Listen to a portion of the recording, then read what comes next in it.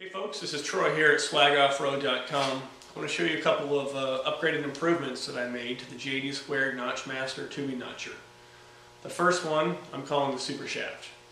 It's a replacement drive shaft for the JD2 Notchmaster. A couple issues that I had with the shaft you get when you buy the Notchmaster. The biggest one being the threaded shank.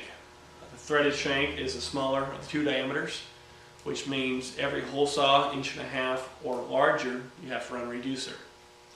The problem with reducers is they're cheap, they're brittle, and they end up destroying the threads on the inside of your hole saw. And when they break in half, you're forced to weld the reducer to the hole saw. That being said, the internal threads in the reducer are also junk, which in turn takes out the threads on your shaft. On the shaft that I had, it was missing half the threads because they had just gulled up and broken off. The second half of the threads were barely threads.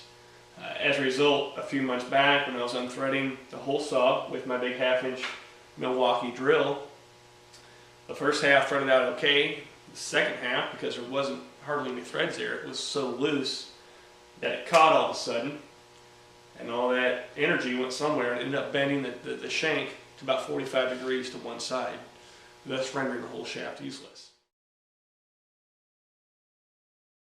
I said, there's got to be a better way. So I came out with the Swag Super Shaft. It's 10 inches long, 1 inch in diameter, ground and polished stainless steel rod. I know it will fit the JD2 Notchmaster as well as the Pro Tools tubing notcher. If your tubing notcher, again, has a 1-inch OD, roughly 10 inches long, this would be a direct bolt-on replacement for it as well. The biggest difference is I got rid of the threaded shank and put a hex female brooch. That allows you to run down to Home Depot or Lowe's and buy these two threaded arbors, available in 2 different sizes. You have both the large and the small threads. These are about $5 a piece. The beauty about these is they're heat treated. I've never broken one yet. The threads on the tip are of such good quality that they do not, or I should say I have never taken out the hole saw threads with it before. Installation's a snap. Pop it in there. It's a nice tight fit. The Super Shaft has 3 set screws that land on the flats of the arbor to lock it in place. The diameter of the arbor is smaller than that of the shaft, so you're still able to insert it in your tubing notcher. You can thread on your hole saw, and you're good to go. And because the threaded arbor is smaller in diameter, you can still slide the whole assembly back, so it takes away absolutely nothing. To remove the hole saw, you have a couple different options. You're still using a screwdriver, but instead of using a 1/2-inch drill and just torque twisting your way to unthread the hole saw, you can now use a 3/4 inch wrench. I put machine flats in the backside here.